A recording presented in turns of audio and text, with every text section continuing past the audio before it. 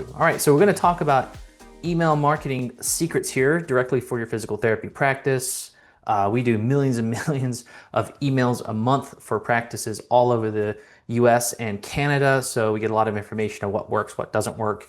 And we're going to teach you on some things today that you can implement in your practice to help you get more results through your marketing. All right, so today what we'll do is we'll be covering how to make your email list work for you, how to write emails that get more attention and more responses.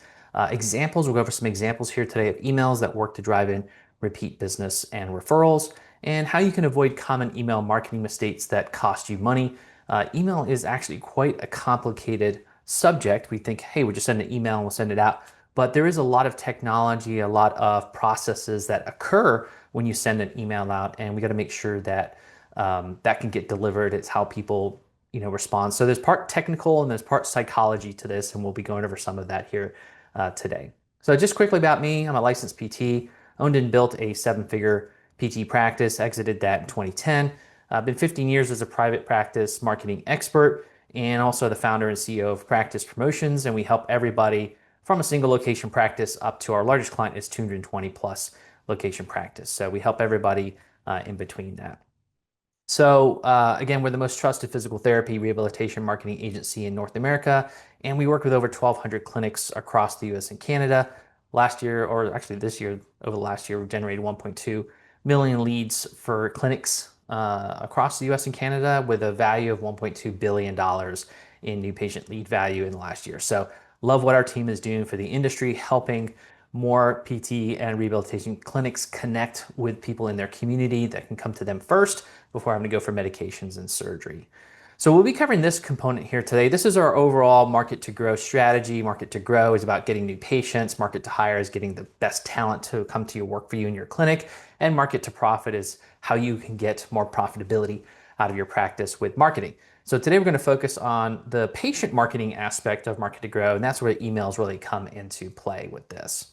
So let's talk first about some common email marketing mistakes. Number one is really inconsistent or overwhelm of sending frequency. And something I hear often from practice owners is they feel scared to send too many emails to their patient list. And when I ask them, how often are you communicating to your patient list? I would say 90% of the time, practice owners hardly send anything at all. They might send a birthday message. Maybe they send an email newsletter once a month, which is very inconsistent. So most clinics are actually very inconsistent with the way that they send emails out. And so what happens there is your patients forget you. They're busy in their lives. They got all kinds of things happening, and they have marketing messages from all kinds of businesses coming to them. So if you're not in their inbox, they will forget you over time until something really becomes bad enough where they might seek you out again.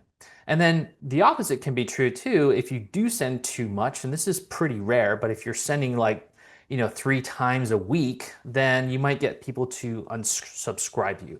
But most of the time, a good rhythm is anywhere from like 3 to 4 times a month. So basically once a week, as long as you're sending good content, information, making it authentic, you're going to have much more engagement than you would unsubscribes. And the people that do unsubscribe, you may not want them on your list anyway. All right, the second common email marketing mistake is weak or misleading subject lines. So when you send out an email, you get that subject line at the top there.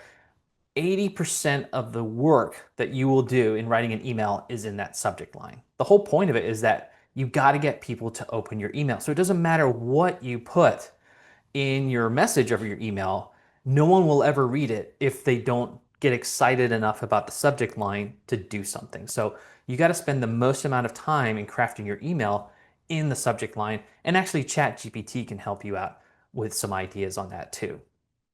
All right, the third common email marketing mistake is what we call no segmentation. So basically, you're sending the same email to everybody in your patient list, regardless of their way of interaction.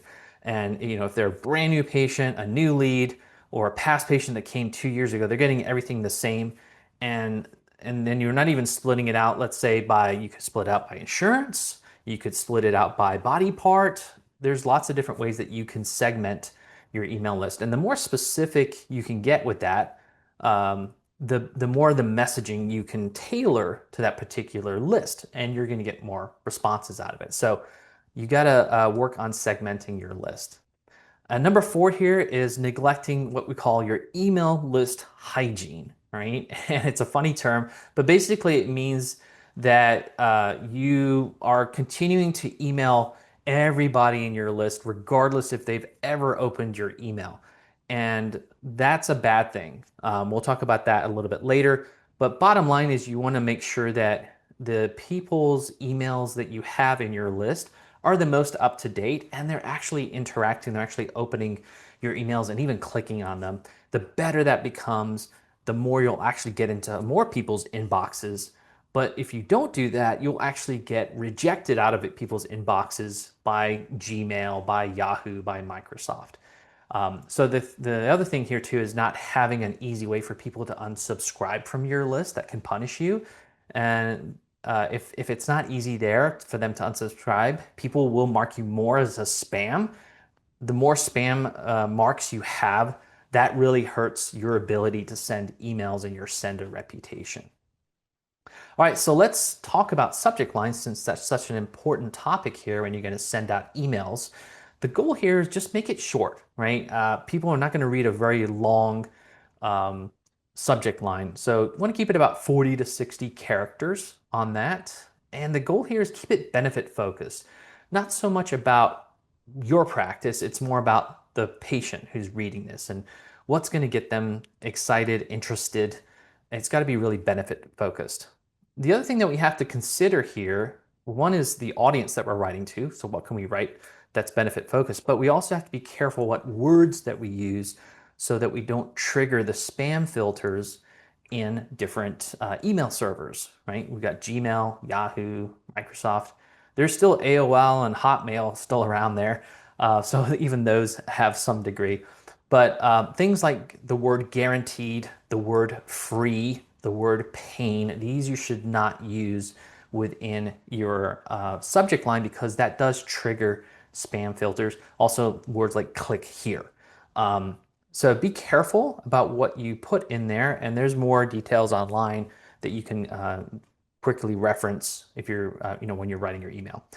What's a really good thing to use is emojis. Emojis actually work pretty well because it stands out against a lot of text that people will see in subject lines when you're looking at your phone, you're looking at that list of emails that are coming in. The emoji actually kind of grabs your attention really quick and then you're more likely to read the subject line. So we do find that emojis work pretty well in subject lines. And also getting a question. Whenever you can ask a question in the subject line, people are more likely to stop and have a moment to think, and that's going to cause them to then open the email and read through. All right, other things here too that can really help you in getting more people to open your emails on subject lines is adding numbers. So you don't have to do this all the time, but some examples could be like, 5 tips to help your back feel better, or 3 exercises to make your back happier, or 3 ways that you can improve your knee arthritis. There's lots of different variations that you can do within that, but adding numbers does help. You definitely don't want to use all caps. So sometimes we want to put even this all the capitalization at the beginning of a word.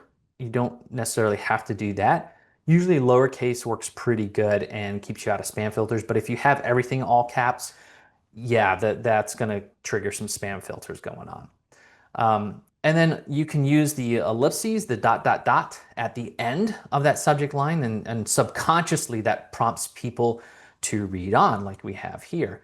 And the other thing you can do here, depending on your system and what you have put in there, is that you can use personalization like the first name in that. The only thing I would caution here is that sending out marketing emails is fine, but for HIPAA compliance, your emails, you want to have a button or somewhere they were going to click to then go into, say, your website. Your website's best thing. What you don't want to encourage necessarily in things is a conversation back through your email unless you have a different type of email system where that's going to be more encrypted. But basically, if you're having them a more outbound type marketing email is fine. You can use some personalization in that. But then if you're trying to ask like, hey, how's your back pain feeling? And they're going to respond back to you, that may not be HIPAA compliant from the subject lines, right? And then the other thing you can do here, depending on your system, like with our system, you can actually A/B test the subject lines, meaning you can try one type of subject line and then you can try another type of subject line. You can see which one people open. And so with our system, what we can do is actually create two different subject lines, and it will test sending out to maybe 5% of your list. It'll see who opens the most, or what most people will respond to, which is the better headline, the subject line, and then it'll send the rest using that particular subject line. So there are different systems out there that can do that. Ours is one of them, and I would highly suggest that you use A/B testing so it helps you really dial in your subject line that's going to work. So here's some examples of subject lines that are working really well in certain campaigns. So again, we're using emojis in here.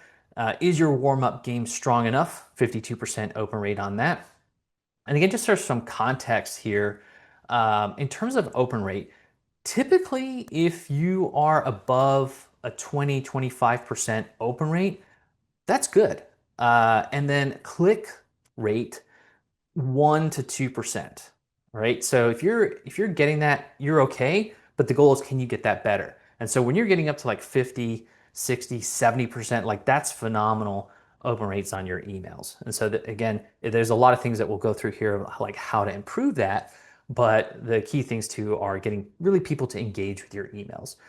So another subject line here is, let's build your path to strength together. 78% open rate there. Ready to return to daily life sooner. 78% open rate there. So we're calling out a lot of being optimistic in the type of subject line. People do tend to gravitate towards that versus just straight pain problem type emails too. All right, and then now we have a winning subject line. We start to work within our message itself in the email. So again, what really matters most here is the headline. So if your headline really sticks, then people are going to read on. If it's weak, people are not going to read on, and again, you're not going to get good results with your email. So subject line first, headline second, and then that first sentence, and then we go from there. So you want to spend about 60% of your time on that headline. That really is the hook. And you want to think about, as you're crafting your email, first think about how it's going to look on a phone or a mobile device. Roughly around 60% or more of people, when they're reading emails, it's going to be on their phone. So the way that you write your email, structure your email, the font that you use should be really easy to read on a phone. And then again, where you can use personalization in here, that does help with not only open rates on email servers, but the behavior of people too. They like to see their name in there. And then of course you want to make that email from a marketing perspective look visually appealing, very easy to read. And then we want to use clear calls to actions too. So you want to give many opportunities through your email to click to ideally your website, because you want people to come back there. You want to, if your past patients remember who you are and that they need to come back to you. And so, let's look at a couple examples here. And so if we look at the subject line in here, and in the email, we're looking at how it's very easy to read. So we want visuals, we want good headlines, and then easy messaging here that's not too long. And again, this is a more marketing style of email that's going out, and we have plenty of opportunities for people to click here, even go into social media, email, phone, and that gets us a lot of different types of results. So if it's someone who's really thinking about coming back in, they can quickly click on the phone number, they can get in touch with the front desk. If they prefer to just go back through a form, they can go back through a form on your website. There's lots of different ways that you can have people take action, but really the goal is to give them different opportunities within that. The top 10% of PT owners aren't just surviving, they're thriving. But what's their secret? Well, Neil Trickett's new Market to Grow book reveals how the top 10% of PT practices leverage marketing systems to simultaneously grow their new patients, attract top talent, and boost profit in their practice. You can learn from their secrets. Visit practicepromotions.net/book to claim your free copy of Market to Grow. Yes, you heard that right. We are shipping a free copy of Market to Grow to all podcast listeners who want it. Just visit practicepromotions.net/book to claim your free book. And now back to the show. All right, so let's talk about who you should be sending emails to. And there's generally three main categories here. The first off is new leads. And so this is people who may have come in through a form on your website, maybe their initial call. Maybe it was people that you met at an event and now you put them into your email list. We call these new leads because they're not necessarily patients yet, right? They haven't been a patient. So the goal here is if they have filled out a form on your website, you want to start sending them emails and text messages. And the goal here is to increase that show rate for the evaluation by building trust right away. When you start to connect with them, you start to show them different things. And again, they're going to come in from website forms, from the chatbot on your website, from ebook signups, shows, events you might have attended. And those introduction emails are to your team, your facility, and what you stand for. Also, they can start to connect with you on social media so they can see all the videos and pictures that you have on social media. You're trying to create that connection with you right away from that perspective. And so let's look at a couple of examples here. And so we call this our new patient welcome series. So this is great for people that signed up from a chat bot or they signed up from the website.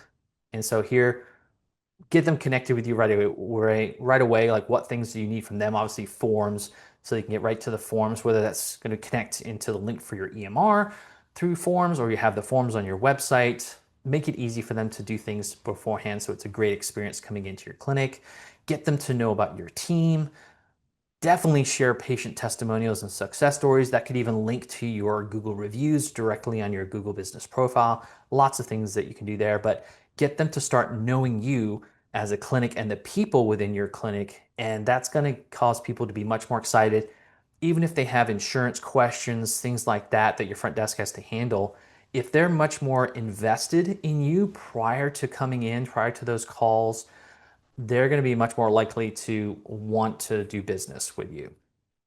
And then we can get into other types of emails too, where we want to definitely help them understand what to expect in the clinic, right? So frequently asked questions. Again, if they have questions to call out to the team, what they would expect on their first visit, how the flow of the therapy is going to go.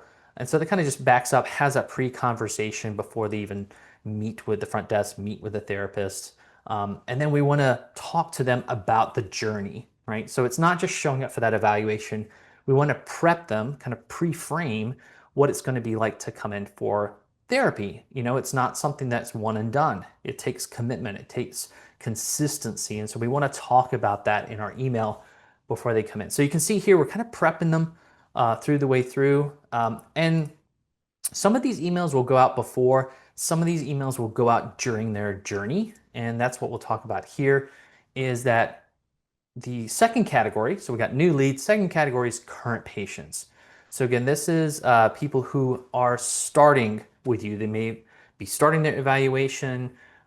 They may be in week 1, week 2, week 3, whatever it may be there, right? So the goal here is to use your email marketing as well as your text marketing, as well as what's happening in the clinic to improve the experience for the patient, help reassure them, help engage them with your clinic and your content.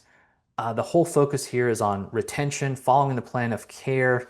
We don't want patients to drop off. That's where we lose a lot of money in the clinic. And this is where an email sequence can really help you out in making sure that people, when you're not able to talk to them, they're reading something on their phone and they feel reassured that, hey, you know, I'm still having some pain, but this is what is normal. This is what I should expect, and I will continue on. The other thing too here is if we're just using our time in the clinic to connect with them, there's many, many hours in the week that we're not. And so we want to use email. We want to get them connected as soon as possible with our social media, with other groups, ways that we're going to get in front of them, remind them, and also use our emails to encourage them, like, hey, this is results from other patients that you might see in our Google reviews. These are testimonial videos. There's lots of things that you can do there, but encouragement is really the premise. And then asking for feedback, asking for surveys. So if you run certain surveys in the clinic, you can use your emails to ask for feedback. You might do that locally. Again, you want to kind of use something that's, HIPAA compliant with that. But the goal here is that if you can get someone to fill out a survey, let's say I used to do this in my clinic. So at about visit 4 to 6, depending. We would ask and have them, manually fill out a quick survey, maybe like 4 or 5 questions. How's it going in therapy? How's your pain improving? And so you're able to pick up when patients may say to the therapist, I feel okay, but they're really saying, I don't feel like I'm making progress. And they might say that more in a written form than they would verbally. That's great feedback for your team so they can go ahead and then, handle that with them.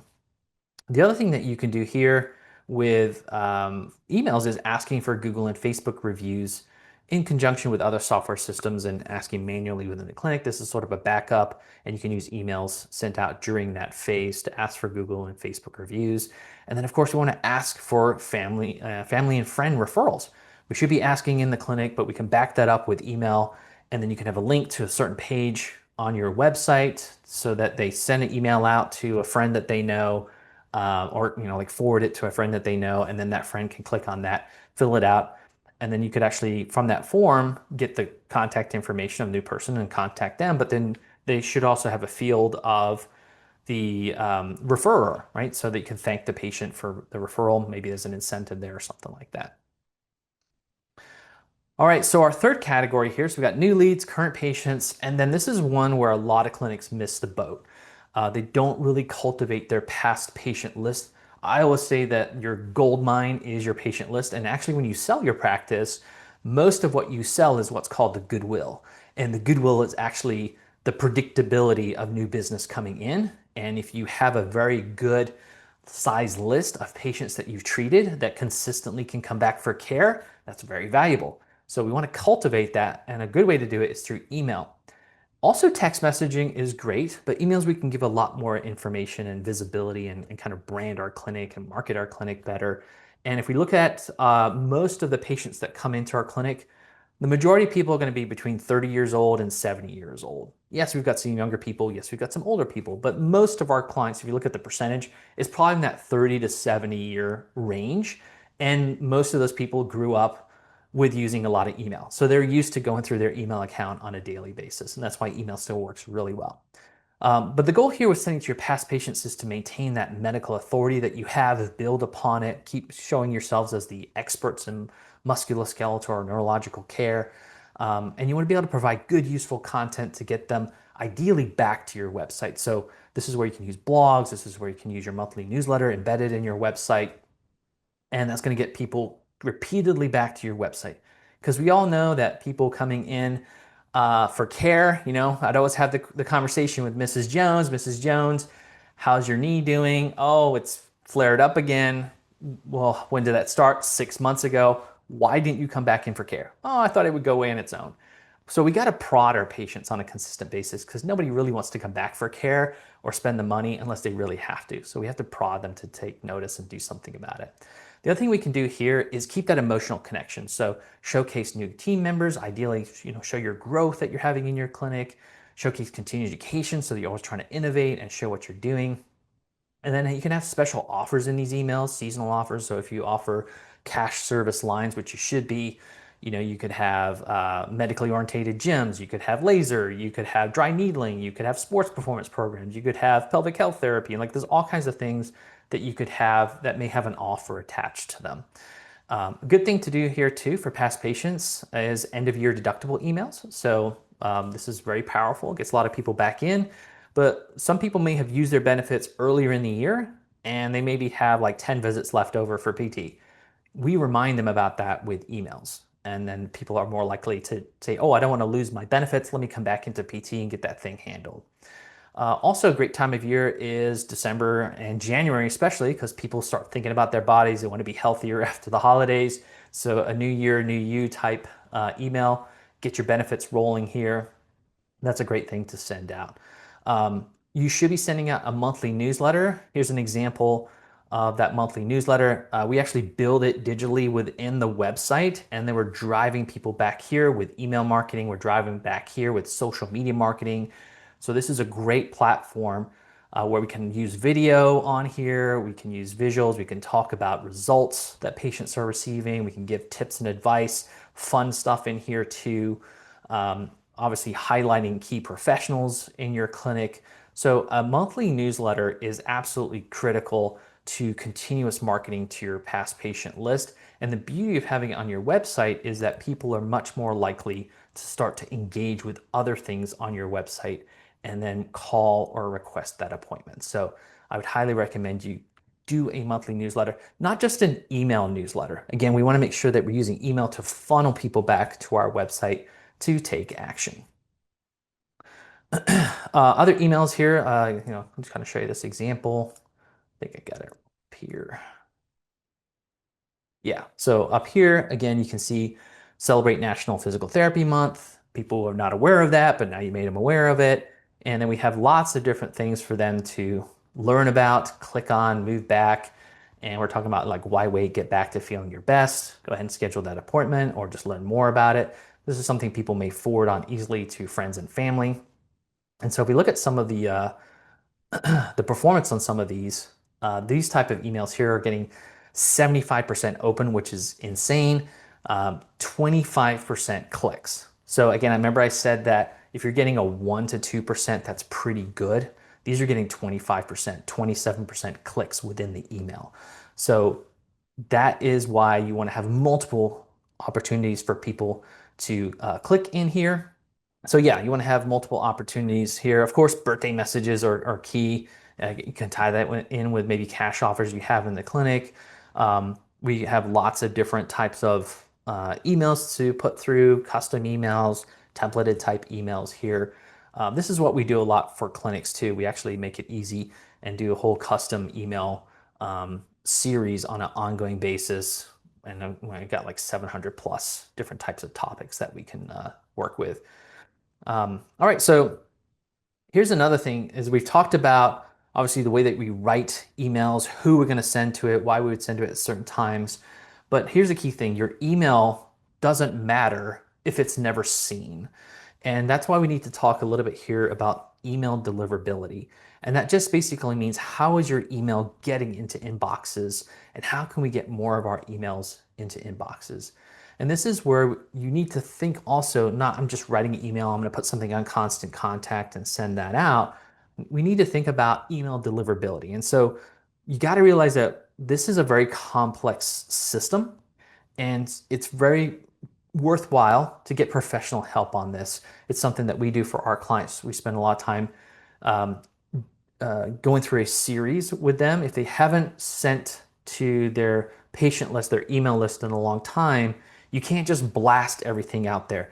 That's going to trigger a lot of unsubscribes. It's going to trigger the email servers like Gmail, Yahoo to kick you off. And that's bad because it's hard to recover from that. So you need what's called warm up your list, where you're actually just sending to maybe 100 people or 100 or so people at a while. You're going to get people click on that. It gets some authority going with those email servers like Google and Gmail, and they're going to like you better, right? And you kind of, it's like you're dating the Gmail and Yahoo servers, and you're getting them used to, you're getting them trusting you, and then you can start to use your list a lot more. The other thing that you can do too is that we have patient emails from years and years ago. And these emails, people change them. People stop using, say, Yahoo and they switch to Gmail, or maybe they give you a business one and the business is no longer around. There's all kinds of situations. So it is a very good idea to get your email lists professionally, what's called scrubbed, which is basically running them through databases and you take out the bad email. So again, that's a service that you just pay for and get your email list cleaned up. The other thing here is you don't want to send to patients who have not opened your email in 12 months. So we have this tendency to say, hey, I've got a list of 3,000 patients over the last, 5 to 8 years. I want to, I should just send my email out.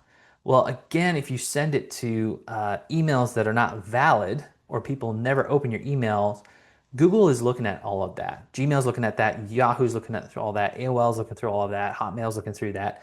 And so it's, and you get emails what's called bounced. So if the email goes to an email server and people, it's a bad email, it bounces back. They count that and they count it against you.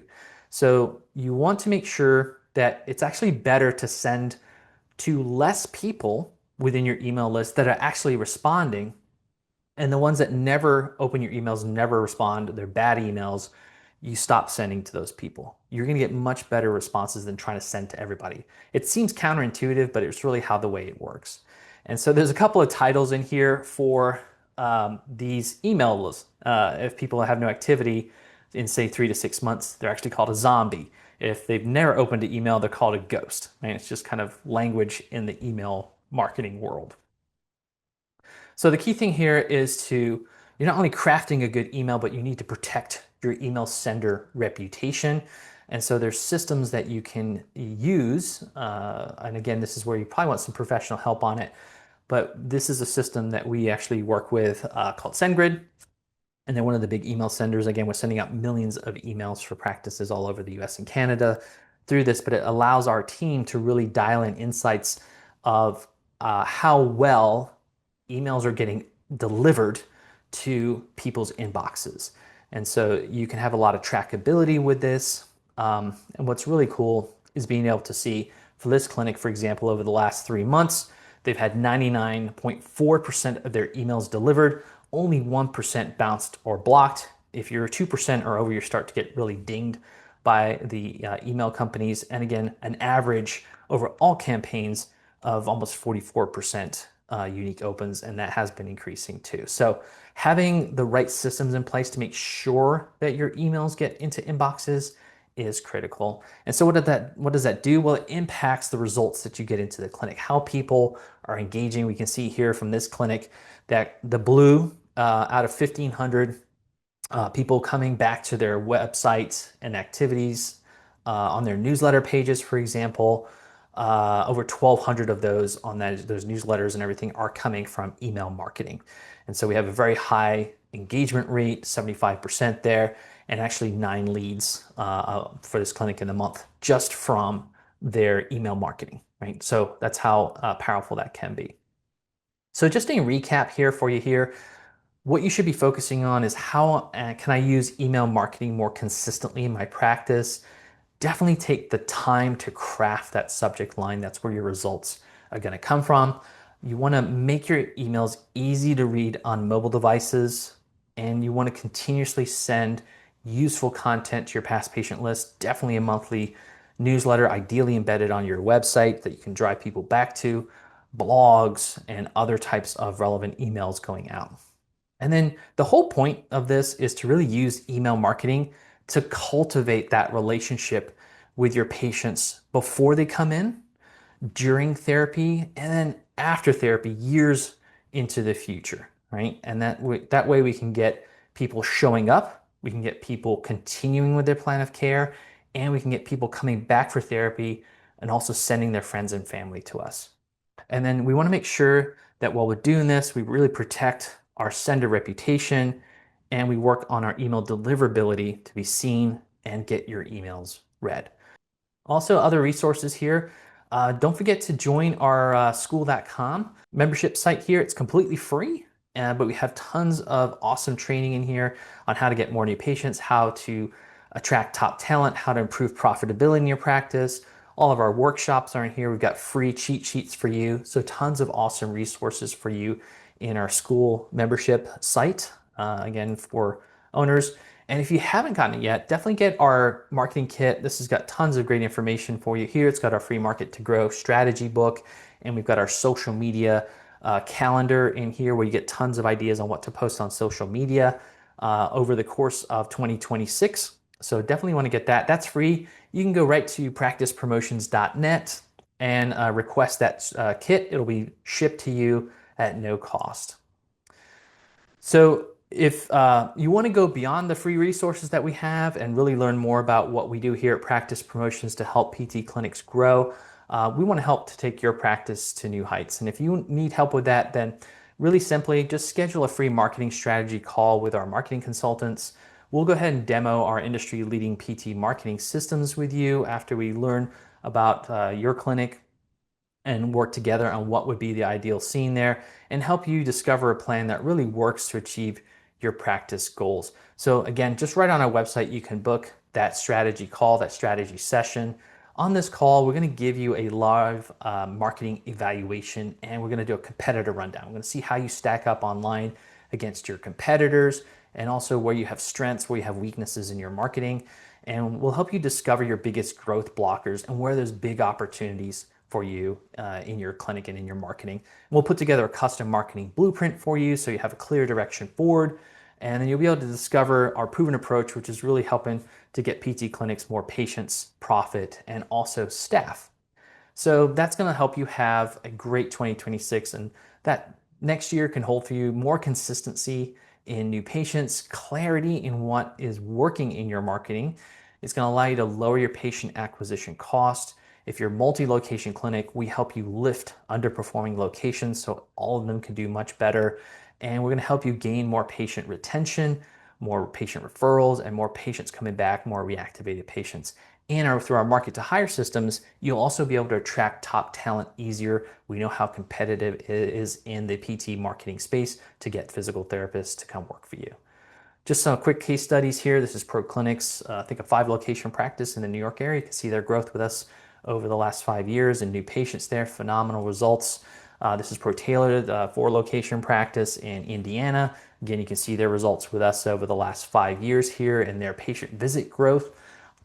Handling all of their marketing for them, from Google Ads to their website to digital marketing to their patient marketing. So I want to thank you for being on with me here today.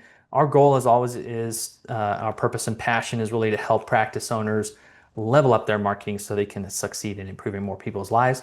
I hope you got a lot out of this training today on email marketing and that you can use it right away. Appreciate you being on with us here, and I'm wishing you much success in your practice.